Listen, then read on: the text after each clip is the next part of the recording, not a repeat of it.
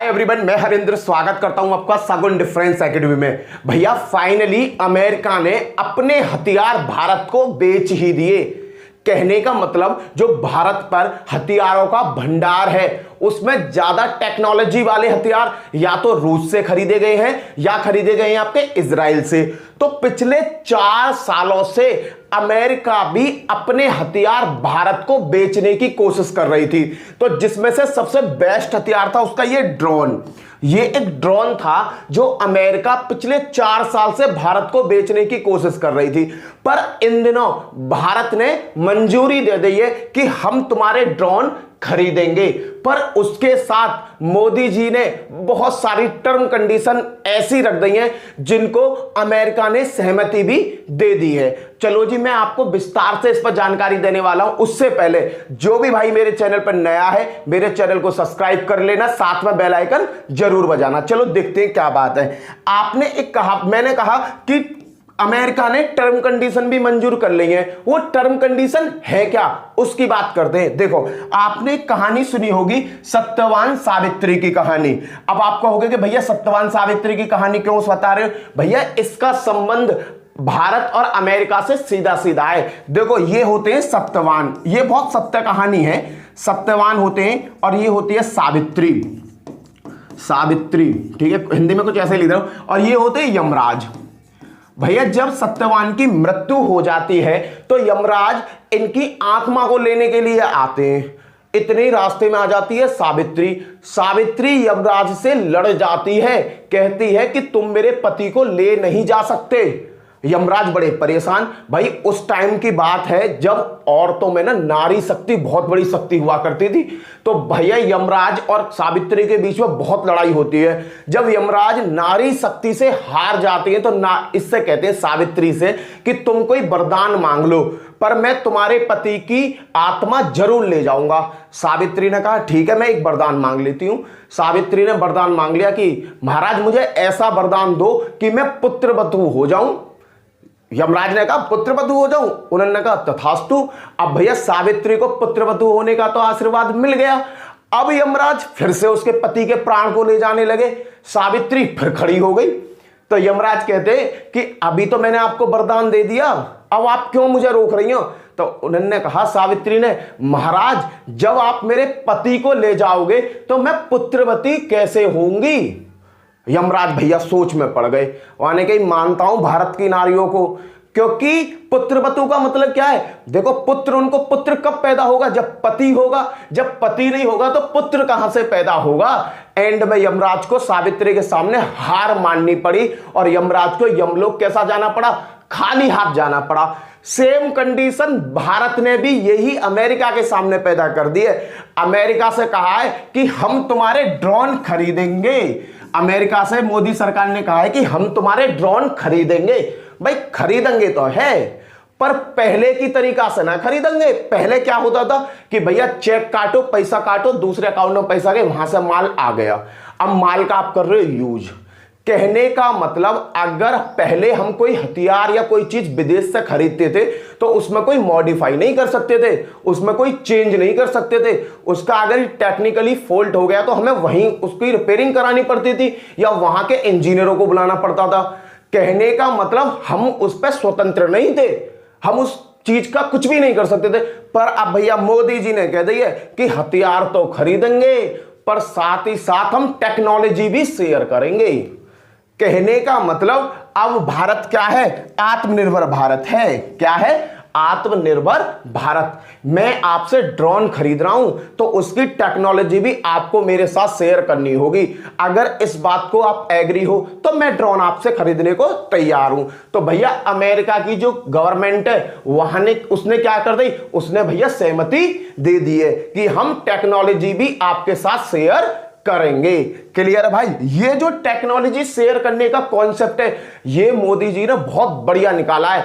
अब क्या है कि ड्रोन वहां से हम खरीदेंगे, उस पर हम यहां एक्सपेरिमेंट भी कर सकते हैं, उस पर हम कुछ मॉडिफाई भी कर सकते हैं, सब चीज कर सकते हैं, क्योंकि टेक्नोलॉजी क्या हो जाएगी? शेयर हो जाएगी और हमें वो टेक्नोलॉजी भी पता चल जाएगी जिससे ये ड्रोन बना हुआ है। भाई साहब ये ड्रोन ना बहुत ज्यादा शक्तिशाली ड्रोन है, इसके बारे में भी मैं आपको बताने वाला हूं। चलो चलो जी आगे देखते हैं। देखो ये आपने न्यूज़पेपर की न्यूज पढ़ ली होगी, ये वही है जो ड्रोन हम खरीद रहे हैं। ड्रोन कौन से? ये वाले ड्रोन है भैया, ये जो ड्रोन उड़ रहे हैं ये ड्रोन है, इसका नाम है MQ-9B। क्या नाम है? MQ-9B ड्रोन है। ये क्या है? एक लड़ाकू ड्रोन है। इसकी क्षमता इतनी है कि 30 से 40 घंटा एक ही जगह मंडरा सकता है और इसमें कोई पायलट नहीं बैठेगा। इसे ऑपरेट कहां से करा जाएगा? जैसा शादी ब्याह में आप ड्रोन नहीं देखते हो, नीचे बैठा हुआ ऑपरेट करता रहता है और ड्रोन उड़ता रहता है, सेम वही कंडीशन है। शादी ब्याह में क्या है कि वो एक खिलौना है और ये क्या है? ये एक महाकाल है भाई, आकाश में उड़ती हुई बिजली है।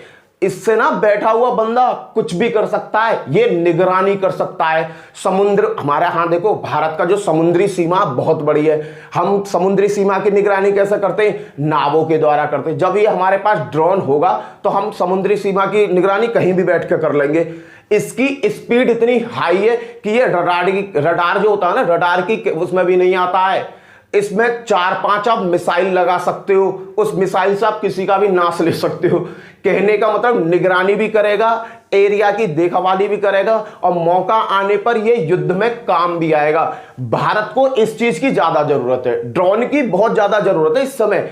क्यों? क्योंकि देखो गलवान घाटी वाला जो इलाका है, जो चीन से भारत अक्साई चीन जो है, वहां पहाड़ी क्षेत्र है, हर जगह आर्मी के बंदे तैनात नहीं हो सकते। वहां क्या ये ड्रोन तैनात हो जाएंगे, बढ़ो चीनियों चाउ चाउ करके, जैसे ही चीनी चाउ चाउ करके भारत की तरफ आएंगे तुरंत मिसाइल उनके ऊपर डाल दी जाएगी। चलो जी आगे देखते हैं। देखो अब भारत ने ये कदम उठाया क्यों, उसके पीछे रीजन क्या है? देखो इसके पीछे एक बहुत बड़ा रीजन है। भारत ने अमेरिका से ही ड्रोन क्यों खरीदे, इसके पीछे रीजन क्या है मैं रीजन बताता हूं। आपको पता है रूस का और यूक्रेन का चल रहा है बहुत बड़ी मात्रा में युद्ध। अब भैया रूस जैसा एक छोटा सा देश, उस छोटे से देश ने रूस की यूक्रेन एक छोटा सा देश, यूक्रेन ने ना रूस की नाक में दम कर रखा है। दम कैसा कर रखा है भैया? यूक्रेन के पास जो हथियारों का भंडार है वो पता कहां से? ज्यादातर वो खरीदा गया है अमेरिका से। कहने का मतलब अमेरिका के जो हथियार हैं उनका तोड़ रूस के पास भी नहीं है। तो भैया भारत ने बड़ा दिमाग लगाया कि मैंने जो हथियार ज्यादातर खरीद रखे हैं वो किससे खरीदे? रूस से। कल को कोई विपदा या कुछ प्रॉब्लम ज्यादा बड़ी क्रिएट हो गई, क्योंकि भैया अमेरिका तो एक ऐसा सौदागर है, वो अपना माल भारत को भी बेचेगा, पाकिस्तान को भी बेचेगा, चीन को भी बेचेगा। भैया जिसको हथियार की जरूरत है अमेरिका उसको बेच देगा। तो कल को अगर पाकिस्तान ने भी बड़ी मात्रा में ये ड्रोन खरीद लिए तो भारत के लिए क्या बन जाएगी? बड़ा सिरदर्द बन जाएगा। तो उससे पहले ही हम उस टेक्नोलॉजी को खरीद लें और उसमें मॉडिफाई कर दें ना, उसे हैवी क्वालिटी की बना दें। इसी तरह भैया ये दोनों जो हैं ये भारत के अनमोल रत्न है और तीसरे जो हैं ये इन्हें ऑपरेट करने वाले रत्न है। देखो कैसे, ये हैं जयशंकर सर।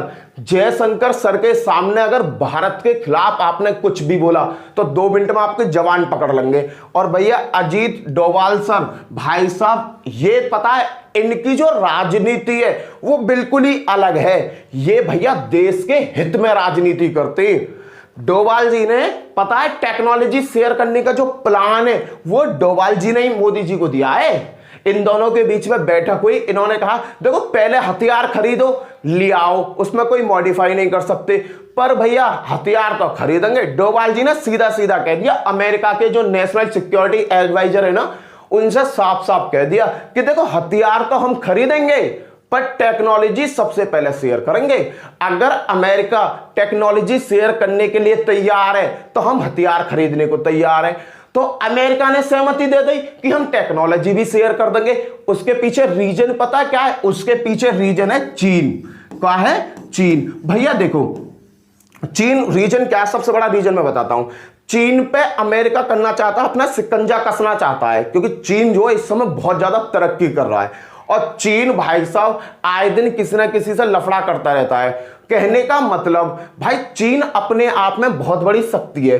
अब अमेरिका जो है पूरे वर्ल्ड में अपना झंडा फैलाना चाहती है, तो चीन पर कब्जा कैसा कर? देखो अगर अमेरिका चाहे ना डायरेक्टली चीन पर कब्जा नहीं कर सकती, उसको किसकी मदद की जरूरत है? भारत की। उन्हें पता है अमेरिका को कि अगर भारत मेरी साइड आ गया तो हम आसानी से चीन पे क्या कर लेंगे, कब्जा कर लेंगे। चीन जो उल्टे सीधे काम करे उन पर निगरानी कर सकते हैं।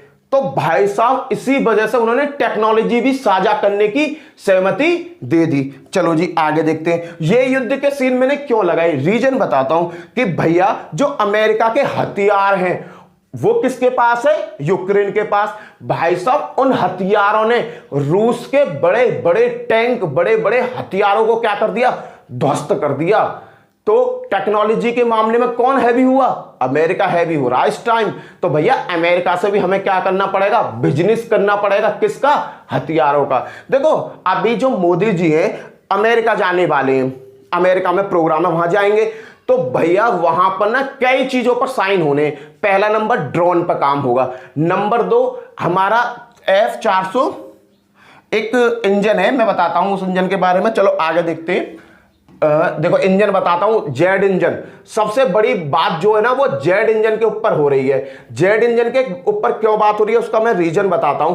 क्योंकि भैया देखो F414 क्या है, F414 ये जेड इंजन है, ये वाला जेड इंजन। देखो भारत ड्रोन का तो बिजनेस हो ही रहा है, ड्रोन तो भारत में आ रहे हैं, बहुत बड़ी अमाउंट में ड्रोन आएंगे अमेरिका से भारत में। पर भैया जो सबसे बड़ी बात होने वाली है, जो बात हुई टेक्नोलॉजी शेयर करने की, वो है भैया ये जेड इंजन की। ये जेड इंजन है 414 इंजन की, भाई इसकी टेक्नोलॉजी शेयर करने की भी बात हुई है। क्यों, क्योंकि भैया ये जो जेड इंजन है ना ज्यादातर कहां पर प्रोडक्ट बनाए जाते हैं इसके, अमेरिका में। तो भारत ने कहा है कि हम इस पर भी समझौता करेंगे, वहां का जो मैन्युफैक्चरिंग हब है जेड इंजन बनाने का वो इंडिया में भी स्थापित किया जाए, इंडिया में भी इसकी टेक्नोलॉजी शेयर करी जाए, उस बात को लेकर। इसके साथ साथ ये तो देखो ड्रोन, जेड इंजन, ये तो बहुत छोटी छोटी चीजों पे बात हुई है। अब जो अजीत डोभाल ने बात करी है ना वो सबसे ज्यादा खतरनाक बात करी है उस चीज को। देखो अजीत डोभाल साहब और ये है सैमसन, ये है वहां के अमेरिका के सिक्योरिटी एडवाइजर, ठीक है, नेशनल सिक्योरिटी एडवाइजर है अमेरिका के। अब भैया मैं थोड़ा सा इस ड्रोन के बारे में आपको बता दूं। देखो ये ड्रोन क्यों हाईलाइट हुआ सबसे ज्यादा, इस ड्रोन को देखो खरीदने का। देखो कोई भी चीज मार्केट में कब बिकती है, जब उसका डेमो होता है, जब उसका एडवर्टाइजमेंट होता है। तो भैया अमेरिका ने इसका एडवर्टाइजमेंट बहुत गजब किया था। गजब क्या था, देखो कौन सा, इन्होंने अलकायदा के जो नेता है अल जवाहिरीन, इसको ना इस ड्रोन से ही भैया उखाड़ कर फेंक दिया था, इस ड्रोन की सहायता से। यहां पर कोई आर्मी बार्मी नहीं गई थी मारने के लिए, किसको, अल जवाहिरी को मारने के लिए कोई आर्मी नहीं गई थी। उन्होंने क्या किया, इन्हें पता पड़ गया कि अल जवाहिरी वहां है, अपना ड्रोन भेज दिया, और जैसे ही भैया ड्रोन भेजा और टारगेट कर दिया फिक्स, और टारगेट फिक्स करके मैंने क्या बताया, इसमें कोई आदमी नहीं बैठता, इसे कहीं से भी आप क्या कर सकते हो, ऑपरेट कर सकते हो। और भैया अमेरिका में बैठे बैठे धीरे धीरे ऑपरेट किया और वहीं से मिसाइल दाग दी, और सीधी मिसाइल क्या हुई, आतंकवादी के सीना में जाकर ठुक गई। तो इसे देखकर एडवर्टाइज किया और भारत को इस चीज को दिखाया कि हमारा ड्रोन इतना कामयाब है कि हम कहीं भी बैठकर किसी को भी कुछ भी कर सकते हैं। तो भैया एडवर्टाइजमेंट करना जरूरी भी है। चलो जी आगे देखते हैं। इस जो ड्रोन है इसकी क्वालिटी क्या है, ये धरती से 30-40 हजार फीट की ऊंचाई पर उड़ सकता है, साथ ही साथ 40 से 50 घंटा किसी भी जगह मंडरा सकता है, किसी भी जगह मंडरा सकता है। कहीं पे भी आप इसे ऑपरेट करके छोड़ दो, ये वहीं घूमता रहेगा। वहां से क्या है, दुश्मनों की एक्टिविटी पर नजर रख सकता है, कैमरा लगे हुए हैं हाई लेवल के। और जब विपदा आ जाए या कुछ प्रॉब्लम आ जाए तो भैया इसमें बार हेड भी है, ये रे देखो, ये यहां पर आप क्या लगा सकते हो, मिसाइल भी लगा सकते हो। और भैया अपनी आर्मी भेजने की तो जरूरत ही ना है, वहीं से चुपचाप बैठे बैठे टक टक बटन दबा दो, अपने आप कांड 35 हो जाएगा। चलो जी आगे देखते हैं। यही है, देखो मिसाइल दिखा रहे हैं, इसी के बारे में बताया है। और उसके बाद भारत को इसकी जरूरत क्यों है, भारत को जरूरत है भैया लद्दाख वाले एरिया में जो चीन से लगा हुआ है, अक्साई चीन, और इधर को पीओके। हमारे दो सबसे बड़े दुश्मन है, एक है आपका चीन और एक आपका पाकिस्तान। इन दोनों को कंट्रोल करने के लिए भैया ये चीज लानी जरूरी है। चलो भाई आगे देखते हैं। देखो अब अजीत डोभाल और जो अमेरिका के नेशनल सिक्योरिटी एडवाइजर है उनके बीच में जो सौदा हुआ है, बातें हुई है, समझौता हुआ है, वो ड्रोन या 414 इंजन को लेकर ही बात नहीं हुई। काफी बातों पर चर्चा करी है, जिनमें 6 बात सबसे ज्यादा इंपॉर्टेंट है। वो कौन कौन सी बातें हैं? देखो, नंबर 1 टेलीकॉम सेंटर। भाई टेलीकॉम सेंटर में अमेरिका के साथ भारत क्या करेगा? हाथ मिलाएगा। 5G 6G इन पे क्या करेगा?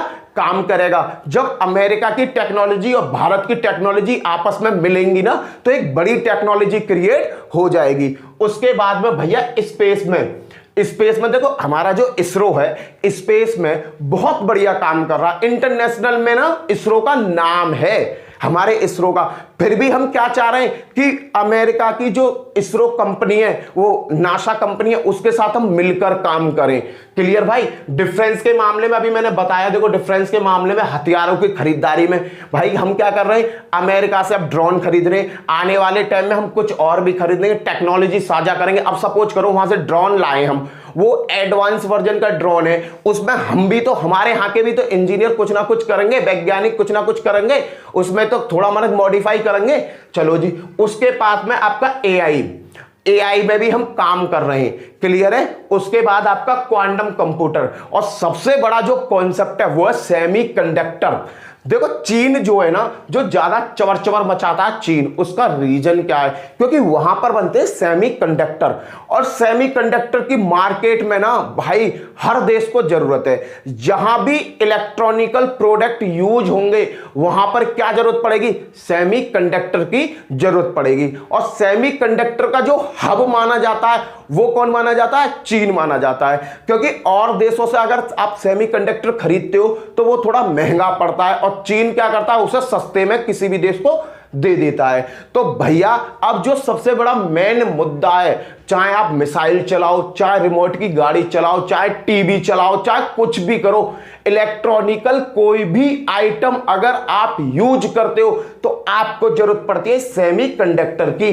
तो भारत अमेरिका के साथ मिलकर इसकी टेक्नोलॉजी आपस में शेयर कर सबसे बड़ा जो काम है वो काम है सेमीकंडक्टर का काम। कहने का मतलब सेमीकंडक्टर पर इंडिया क्या करेगी? अब बड़ी मात्रा पर काम करेगी। ये जो 6 के 6 पॉइंट है ना, हमारे अजीत डोभाल साहब ने सीधे सीधी बात करी है, नेशनल सिक्योरिटी एडवाइजर जो अमेरिका के हैं। और अमेरिका ने ना भारत से खुले दिल से दोस्ती करी है। उन्होंने कहा है कि हम आपके साथ हर तरीका से खड़े हुए हैं। कहने का मतलब अमेरिका के पास दूसरा ऑप्शन तो है नहीं। दूसरा ऑप्शन, मैंने अभी सत्यवान सावित्री वाली बात बताई, यमराज के पास कोई दूसरा ऑप्शन था ही नहीं, यमराज चले गए। सेम वही कंडीशन अमेरिका के सामने खड़ी हो गई है।